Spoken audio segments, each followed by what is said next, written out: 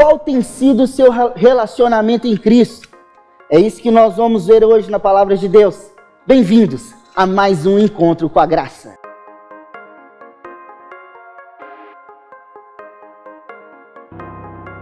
Meus irmãos, vamos ler junto a carta aos Romanos, do capítulo 12, versículo 1 ao 3.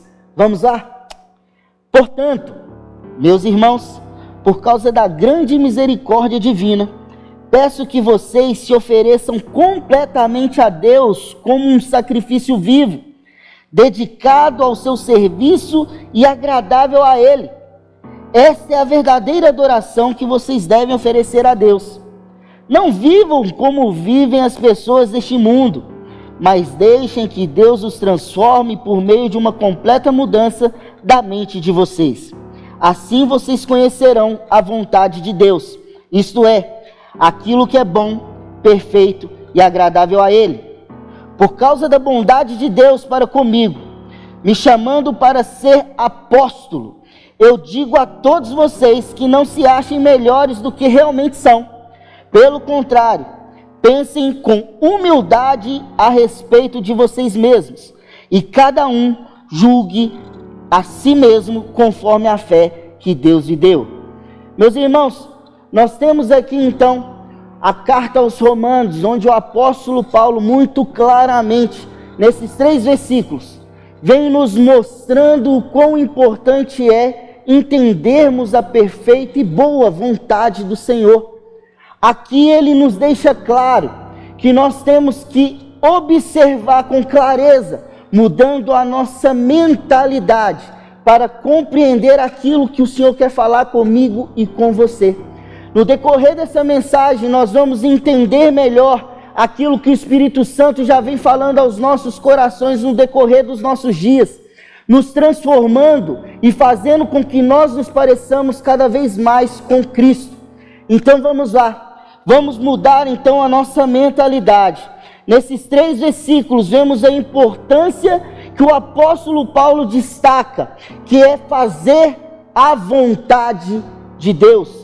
Nesses 3 versículos eu percebi que o ponto-chave é fazer sempre a vontade de Deus, não se desviar, fazer sempre com que aquilo que o Senhor tem nos direcionado seja como um propósito de vida nas nossas vidas. Como isso, de fato, meus irmãos, durante muitos anos, nós perdemos um relacionamento íntegro com o Senhor.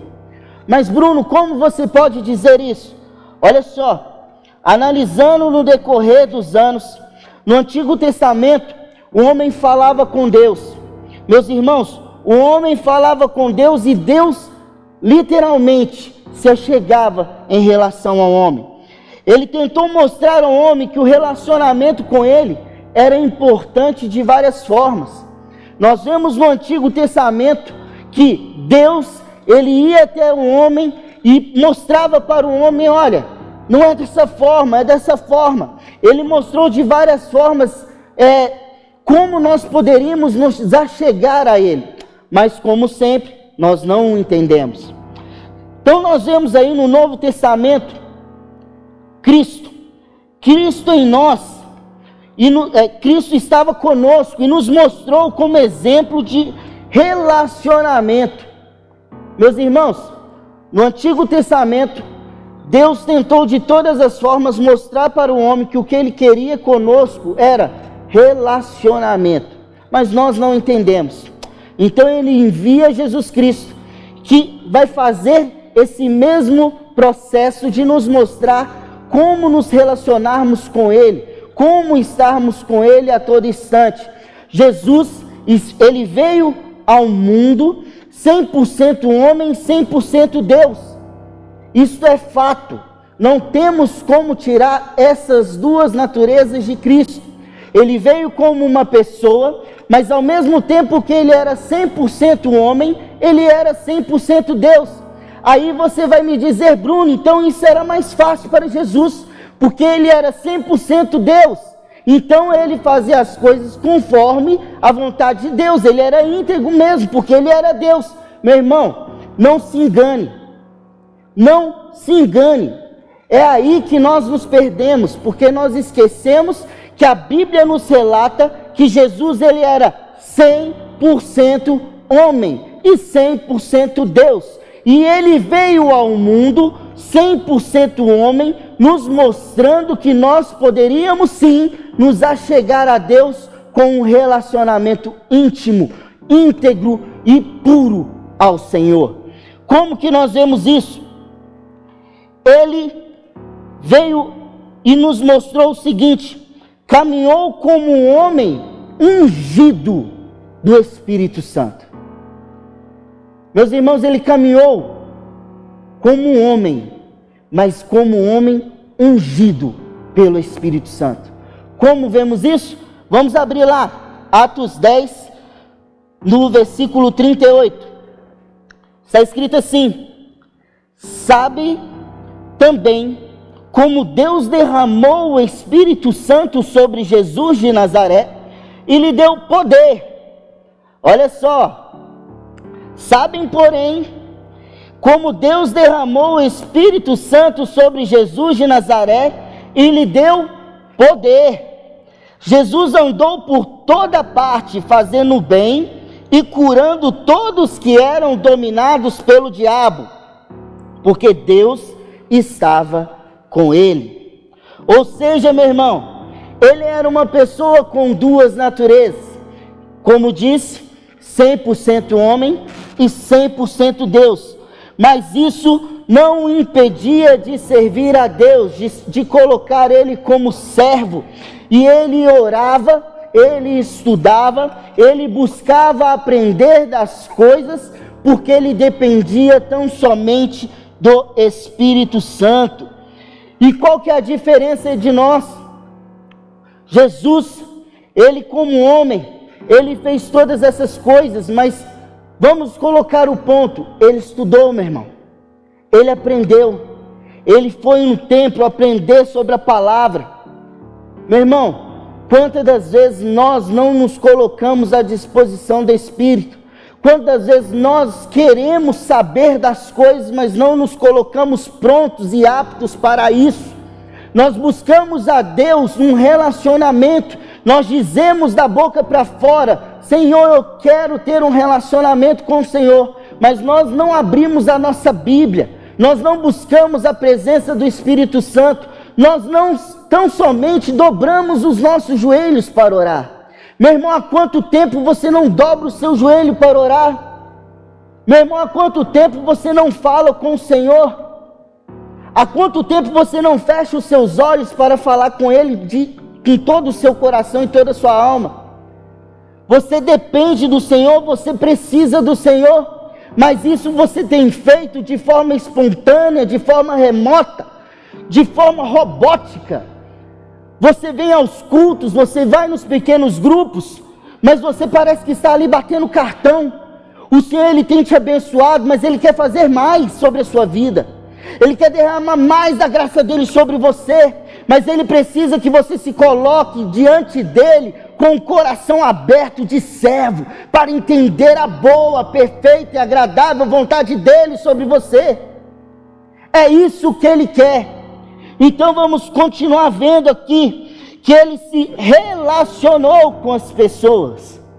Ele quebrou preconceitos que hoje muitos religiosos questionam. Muitos religiosos hoje questionam os preconceitos que ele quebrou, e nós vamos ver aqui no decorrer um dos conceitos que ele quebrou, que eu acho maravilhoso.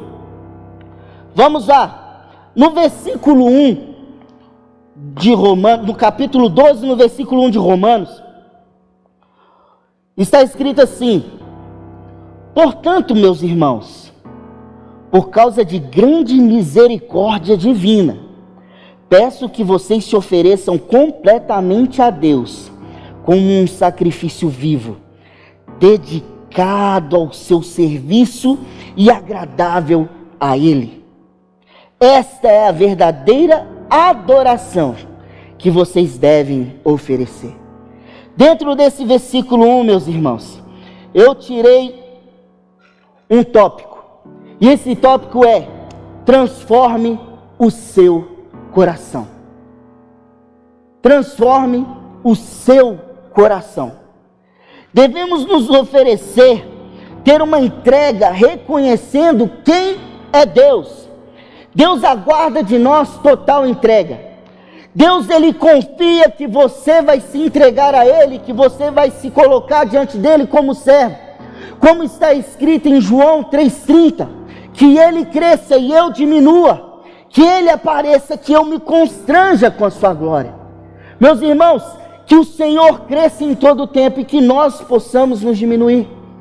Que a graça do Senhor possa estar sobre nós e nós sempre servindo as pessoas, nos colocando como servos fiéis, porque este mundo precisa de pessoas que se entregam, que se relacionam, que para de olhar para as pessoas com olhar de julgamento. É isso que nós precisamos, meus irmãos. Nós precisamos viver um tempo, viver um momento de total entrega ao Senhor, de relacionamento. Precisamos transformar os nossos corações. E é isso que o Senhor está dizendo nesse versículo. Nós precisamos ter uma total entrega para Ele. Ele é suficiente em todo o momento. Muitas das vezes nos entregamos ao Senhor pela metade. Meus irmãos, muitas das vezes nos entregamos ao Senhor pela metade, não é por completo. E você tem que ter noção disso, porque quando o Senhor te pede algo e você sabe que é o Espírito Santo que está falando com você, você não vai fazer.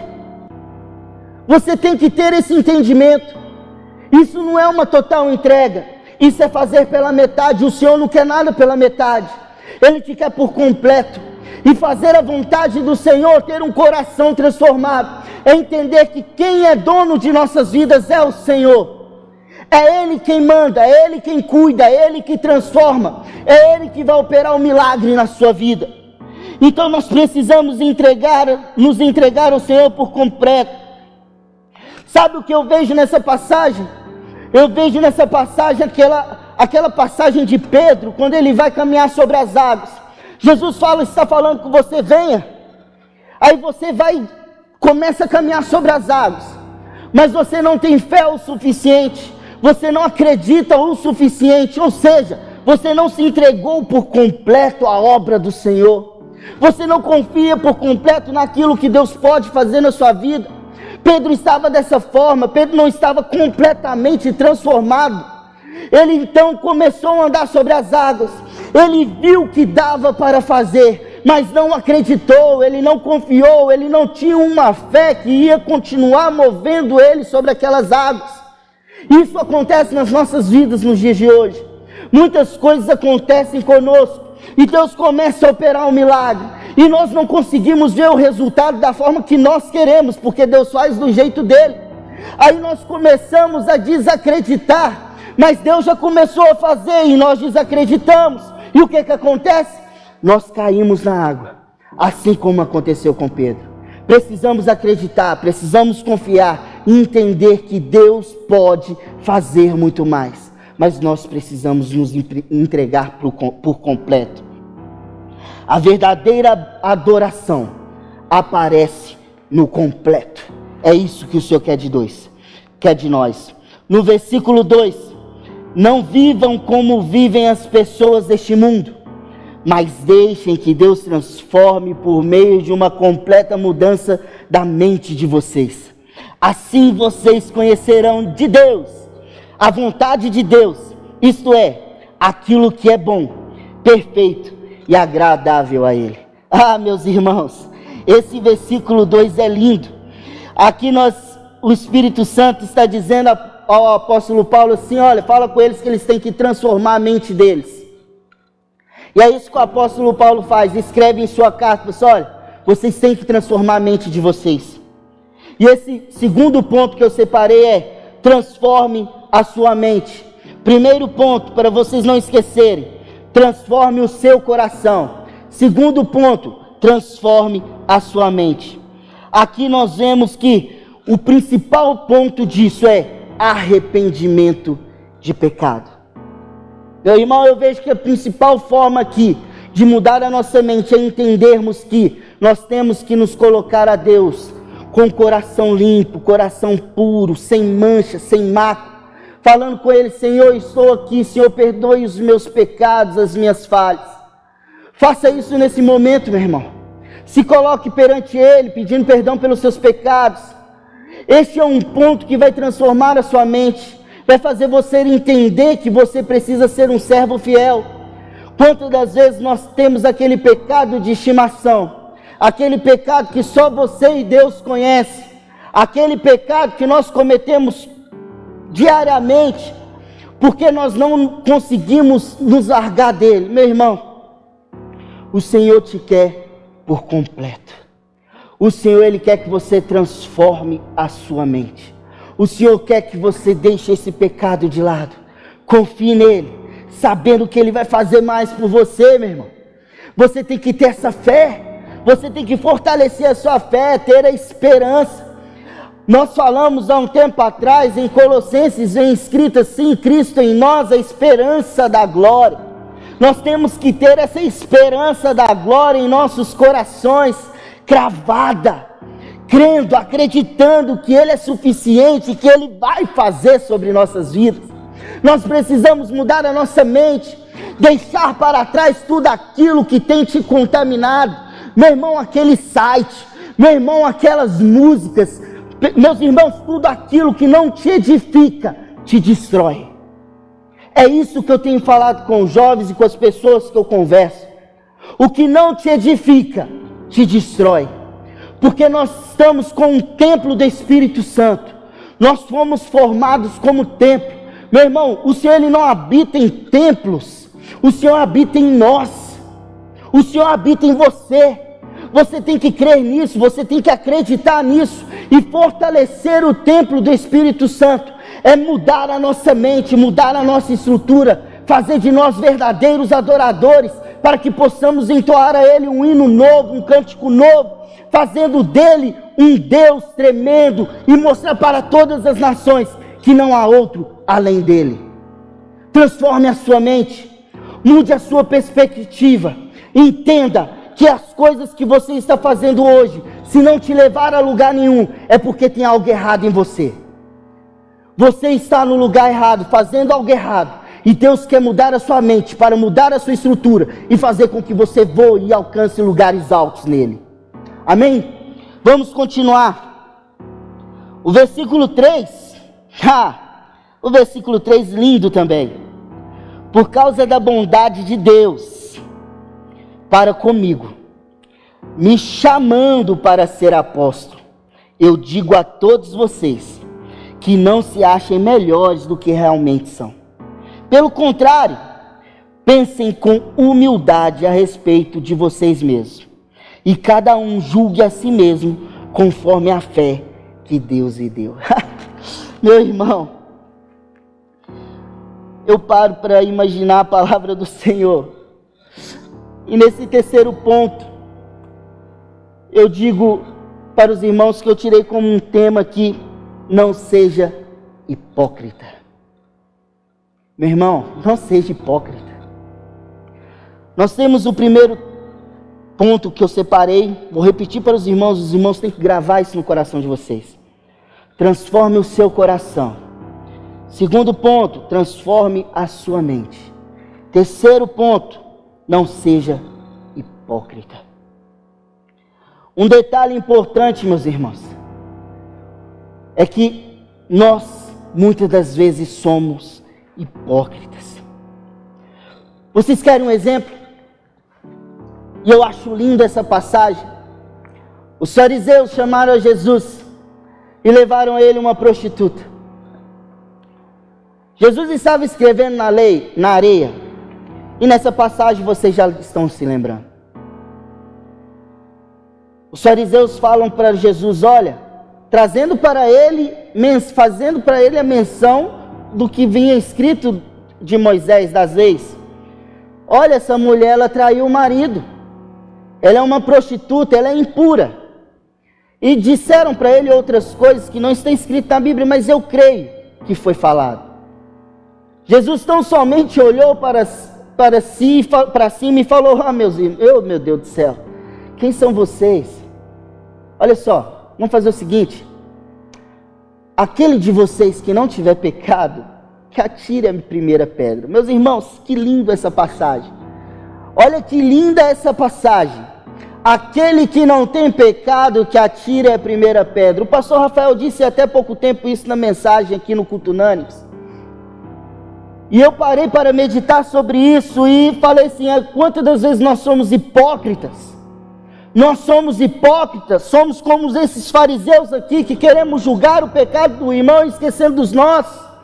Nós queremos levantar um muro na nossa frente e falar: olha, aquele ali tem pecado, mas eu não sei. Não tenho. Meu irmão, olhe para dentro de você. Olhe para si mesmo, esqueça do irmão do seu lado. Pare de julgar. Quem é você para julgar, meu irmão? Você é um hipócrita. Você é um hipócrita. Pare de julgar o irmão que está do seu lado. Pare de julgar as pessoas. Nós fomos chamados para servir ao reino de Deus. E o irmão que está do seu lado é pecador como você é. Ele peca, mas ele pede perdão pelos pecados dele. Quem é você para saber se houve redenção ou não? É o Senhor que conhece aquele coração. É o Senhor que conhece aquela alma, assim como conhece a sua. Aí você fala para o irmão assim: olha, aquele irmão avançou o sinal vermelho, ele não tem lugar para comigo. Aí você faz o quê? Você não avança o sinal vermelho não, mas você passa no radar de 60 a 80 por hora. É pecado também, meu irmão.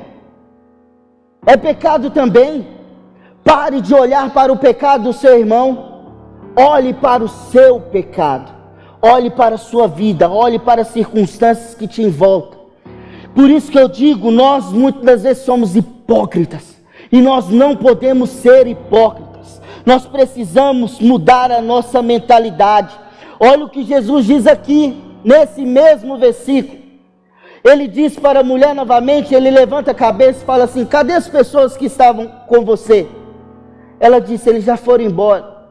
Olha só que passagem linda, meu irmão. Essa passagem é marcante. Ele fala assim: então, nem eu te julgo. Meu Deus, que coisa linda. Nem eu te julgo. Olha as duas pontas, meus irmãos. Veio um bando de pecador mostrar o pecado daquela mulher. Mas ali existia um homem que não tinha pecado. O único que podia julgar aquela mulher. Ele disse para ela assim: olha, se eles não te julgaram, então nem eu te julgo. Entenderam a situação? Jesus era o único que podia naquele momento julgar. E sabe um outro ponto chave? Eles chegaram para Jesus e falaram assim: mestre, mestre. Eles não reconheciam Jesus como mestre nada. Bando de hipócritas. Quantas vezes nós fazemos isso? Nós chegamos para um pastor, chegamos para um líder e falamos assim: meu amigo, e nem reconhece ele como amigo nada. Hipócrita. Viva com um coração transformado, com uma mente transformada. Tenha um relacionamento com Cristo, mude o seu caráter. Se volte a Cristo, meu irmão. Se volte a Cristo, é isso que Ele quer de nós. Nós precisamos mudar. Eles cercaram aquela mulher, mas Jesus era o único que podia julgar aquela situação. Era o único. E Ele disse a ela: então, nem eu te condeno. E sabe o que Jesus está dizendo para você? Então, nem eu te condeno. Porque o Senhor, Ele não veio para condenar, mas sim para transformar as nossas vidas. Ele veio buscar de nós um relacionamento, meu irmão. É isso que você tem que entender, preste atenção.